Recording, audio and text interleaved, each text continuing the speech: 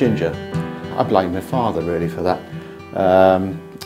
He used to buy this from a local shop in Shoreham, couldn't source it one day, tracked down the lady that had been making it, and she'd given up for various reasons, but it was her grandmother's recipe, who was Christina Stead, born back in the latter end of the 19th century.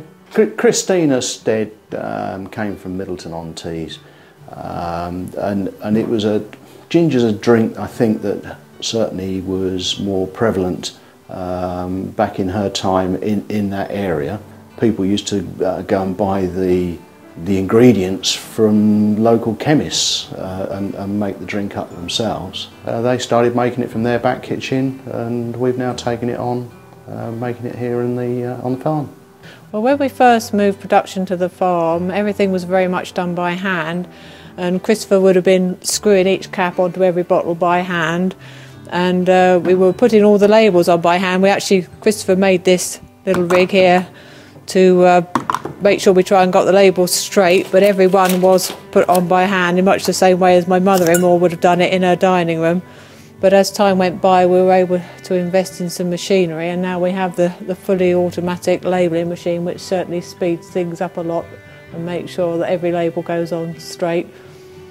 Our products are stocked now mainly through farm shops, independent shops, health food shops, garden centres, but we have a new website has been redesigned, and we now have a new function on the website where people can put their postcode or town in, and it will give them the nearest stockist to them.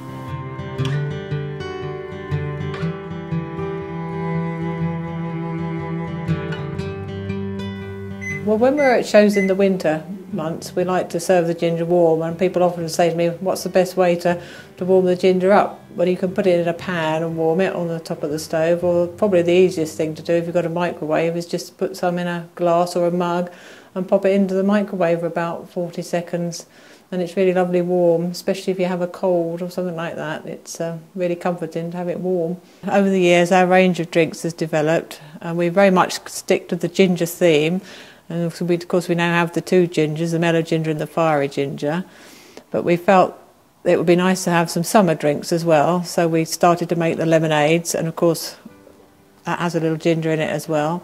The latest drink that we're making is black currant and ginger, and that came about because I met an elderly gentleman at one of the shows we've visited, and he told me he was very fond of ginger. And I said, well, that's very nice. And he said, it very much reminds me of my grandmother, who used to give us black currant and ginger when we were children. And I said, oh, that was not a combination that I'd ever come across. And he said, oh, it's lovely, you should try it. So we certainly did. When we came back one day, we started mixing things and came up with a black currant and ginger, and he's right, it's a very nice combination. A lot of people perceive this to be a winter drink, but it's one that can be drunk all year round. You can have it hot or cold, nice warmed up during the winter months.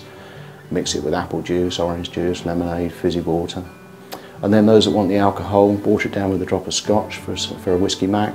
Goes with Pimm's, gin, vodka, rum, brandy. We have two versions. The mellow version, which is the darker colour, and then we have a new one which is a fiery version. Basically 40% less sugar, twice as much ginger. So where the mellow ginger holds the flavours on the mouth more, the fiery one just gets straight to the point. To preserve our drinks and give them a longer shelf life, we use a process which is called slow in-bottle pasteurisation. So when the bottles are filled and capped, we bring them through here and they go into these tanks which are filled with hot water, and then the temperature in the tank is raised to 72 degrees and held at 72 degrees for a minimum of 20 minutes before we take the bottles out. And that makes sure that the contents are safe and that the bottle then has a long shelf life. We like to use the technique of the pasteurisation of the product because it means that we don't have to put any artificial preservatives or additives into our drinks, and that we feel gives them a nice clean flavour and no unpleasant aftertaste.